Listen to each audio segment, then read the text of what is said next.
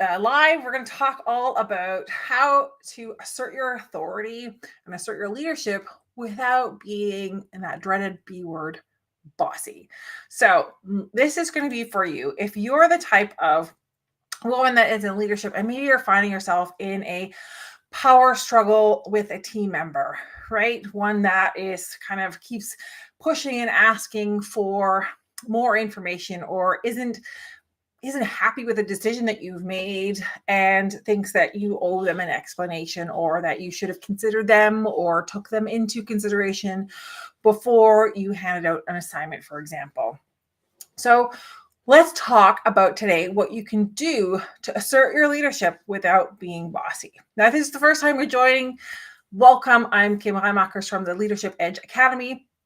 And each and every week, I bring you different trainings and shifts of perspective in what you can do as a woman in leadership in order to get promoted, to get working with a team that is a high-performing team, get them engaged, get them motivated, get them getting results, or just to create even more visibility for yourself and build your personal brand throughout your organization. So if there's ever a topic that you're really interested in that I haven't covered yet, or you're just like, I'm not sure if you have covered, drop it in the comments below, or always feel free to, slide into my DMs. It's Friday morning here, if you will. So slide into my DMs and just ask your questions there. Always love to answer questions, and new topic ideas are also always welcome, or you've got specific challenges you're going through. So this is free today. So if you're finding yourself in that power struggle, you're just finding like, I'm feeling overlooked or I'm feeling undermined, how can I assert myself without feeling like I need to become bossy, or of course that other dreaded B word that ends on itch? Well, you might be experiencing this in the sense of like, well, you're having your instructions are ignored. Maybe you're being left out of decisions, or you might actually be just hesitating to step up. And it really feels at times like we're back in high school, all that office politics, all the backstabbing. And you start to think like, aren't we just adults here? Like, really, like, could we just deal with each other as adults, have a healthy discussion? And then when I make a decision, especially if it's related to a team member, that you then follow through on that question. Or you might find yourself, well, you don't really want to make a big deal of what has just happened, or that the team member just didn't listen to you and ignored your instructions, or that a colleague left you out of your decisions. And because you don't want to make a big deal out of it, you actually avoid confronting them about it. So these are some of the most common mistakes. Here's 3 common mistakes I have seen women making when it comes to asserting their leadership, really leaning into that power dynamics. And I'll be the first to stick up my hand. As always, a lot of these mistakes I've made myself. So the first mistake is really doing nothing because you're afraid of appearing too bossy or even too aggressive. And hey, we all know that situation where, especially as women, we get labeled as bossy and too aggressive very, very quickly, where our male counterparts are allowed to do a lot more and be a lot more assertive and still be seen as a great leader. A second mistake you may be making is taking on extra work to avoid the conflict, because hey, isn't it easier? Let me just take another couple of hours to do the work myself. It's way easier than having that conversation with a colleague or with my team member to get them to finally do what they're supposed to do. And you also might find yourself doubting your own abilities as you hesitate to directly challenge others. Because what happens over time, each time you're kind of like, well, I'll just let this one go for now. Or, well, I'm sure they didn't mean it that way, so let's just ignore it. Next time it'll be better. Is that you start to actually break down your own confidence and you begin to doubt your own abilities. And this is a mistake we definitely don't want you to be making. So I wanted to share with you 4 steps today from within my LeadHERship Edge method. And these have helped my clients both elevate their leadership to the point where their teams are becoming fully engaged, but even the most difficult of team members are listening and respecting them and following their instructions. So the first one, let's get very crystal clear as to your expectations. I want you to understand and then be able to articulate your own expectations and intentions for yourself. So this is your own homework for you in this first step, because oftentimes the mistake I see that's happening is like, well, I know what they need to do. Why aren't they doing it? And yet when I ask my clients, well, could you be specific? Like, explain it to me as if I have no idea what your business is. I have no idea what the role is.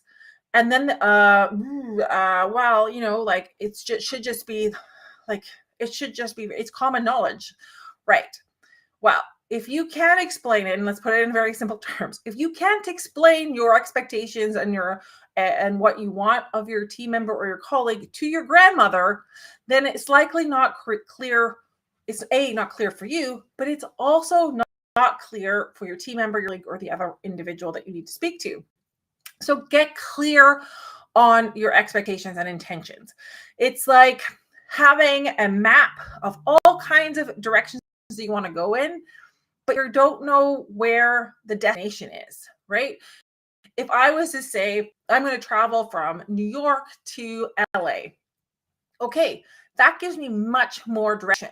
But if I'm simply to give a team member a map of North America and just say, hey, well, make sure you get to the result. Well, what result is that? So make sure that you're clear on that, because otherwise you could end up in all kinds of different directions. Number 2, this is the second step, again, from my LeadHERship Edge method, when it comes to dealing with power dynamics and also asserting your own leadership into how you lead and how you manage your team. Number 2, remember, it's business. It's not personal. So for yourself, make sure you put your emotions aside, regardless of what you feel about that person, or like, oh, my hair always just like, I dislike working with that person. Okay, you're allowed to have those feelings. Put your emotions aside, put your frustrations aside, put your doubts aside, and focus on the objectives. Focus on, again, those expectations you did in step 1. And also for the other person, remember, you don't want to talk about them personally. So when it comes to having that conversation, address it as from a business perspective. Here are the behaviors that I need to be seeing. Here are the unacceptable behaviors. These are the tasks that need to be completed, and this is when it needs to be completed by.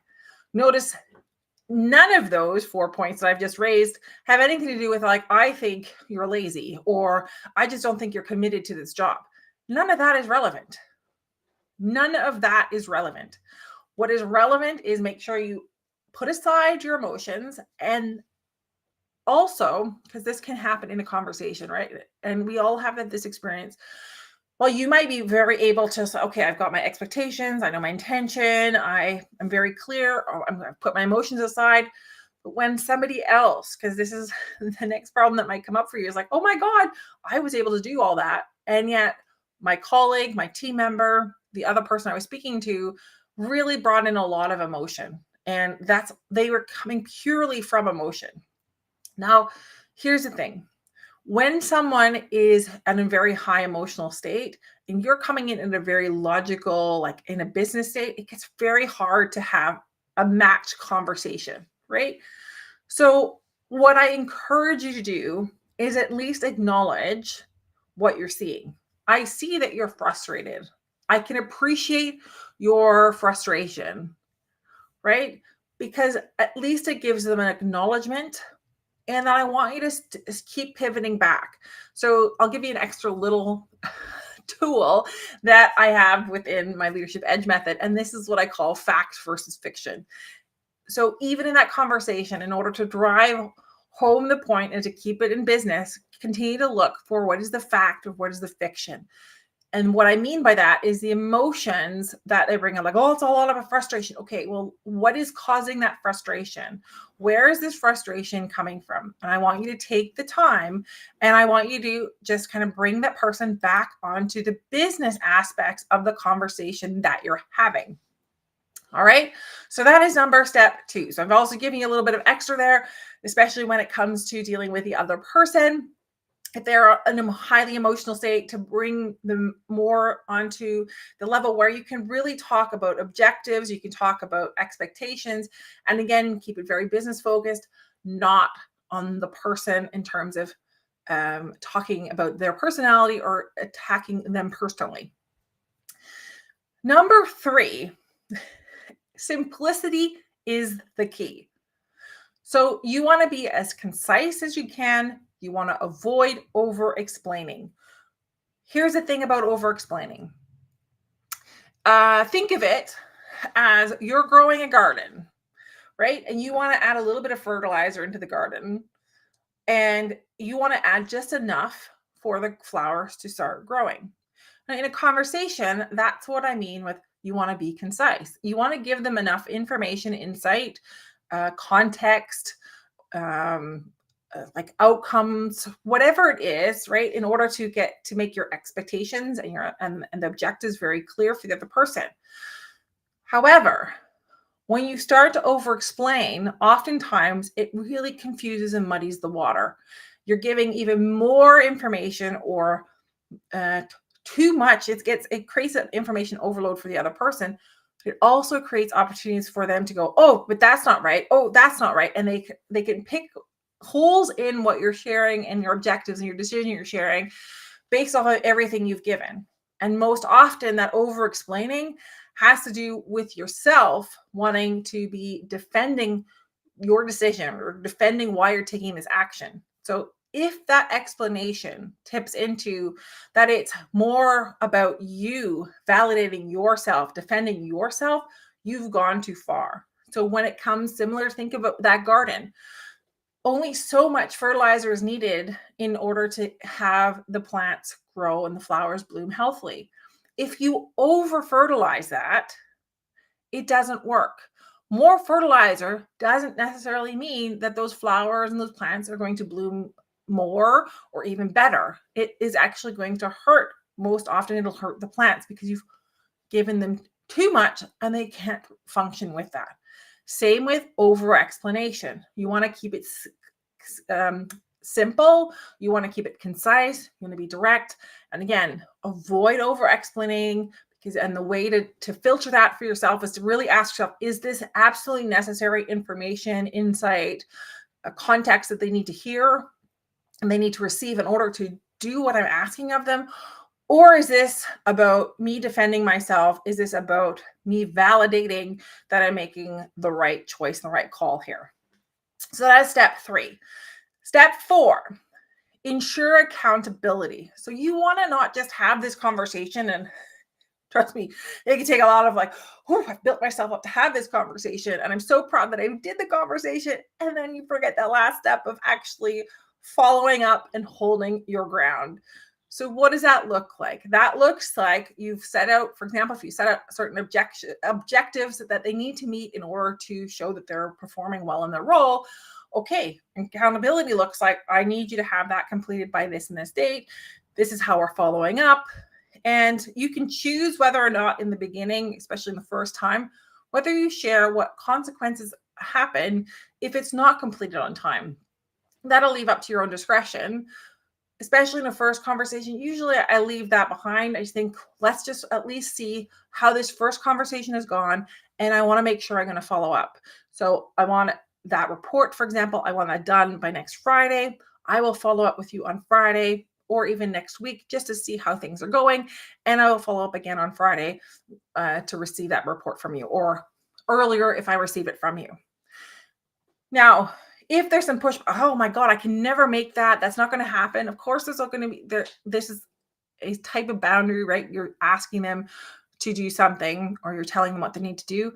I want you to hold your ground. Make sure it's important. If there is really a valid work-related concern with it, then you can look at together and say, okay, well, if you've got too heavy of a workload in order to meet that requirement or get that report to me by next Friday, let's look at what your priorities are right now.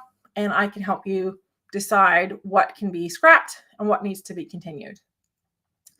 So this is a way of just ensuring that you not only are running the race, we're using another metaphor here, but you're running the race, you're running the relay race, but you're not getting to the finish because you keep forgetting to do the handoff. And the handoff in this case is really that accountability and ensuring that that accountability carries through by following up.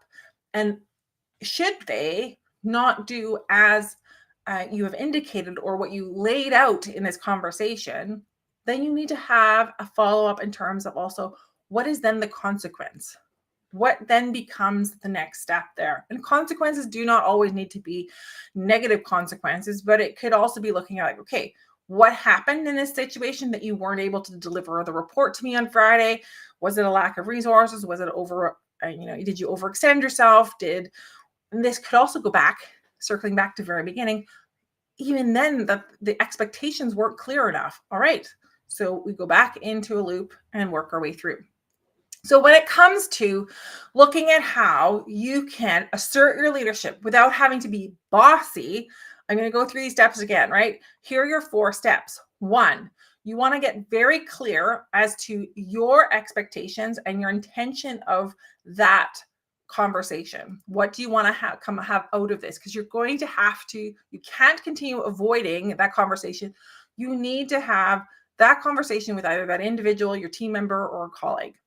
Number 2, keep it business. You want to keep your emotions aside. You want to focus on objectives.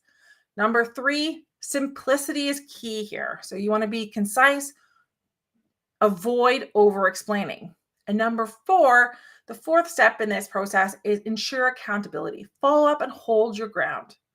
Because only when you start to really take the steps and really lean into your ability to assert your leadership, even without having to raise your voice, which we never should, or having to really come down as a hard ass in terms like, I'm going to dictate exactly what you're going to do. These steps will help you still be able to assert your leadership and not having that bossy label necessarily placed on you.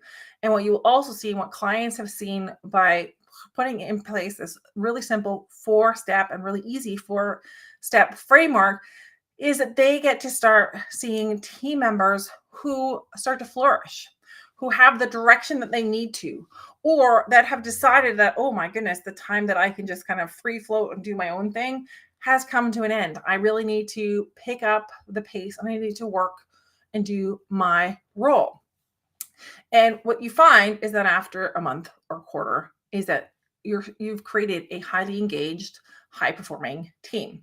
Now, if this is something that you're struggling with and you're ready to embrace assertive leadership, and again, without being bossy or becoming the bee with an itch, and you want to do this with balance and with confidence, I want you to DM me Accelerator, because within the Leadership Accelerator, we go through this as well as so much more when it comes to really stepping in and becoming a powerful woman leader. So if that is you, DM me Accelerator. What we always start with is a 30-minute strategy call. And I've only got a few more spots open in the next week. So I've got less than, I think, 4 spots left next week. So DM me Accelerator and I will get you into one of those 4 spots that are left over, because they always fill up fast. So I'd love to see you. If you're watching this today and you're thinking like, oh, I don't know about that, no worries. I don't bite.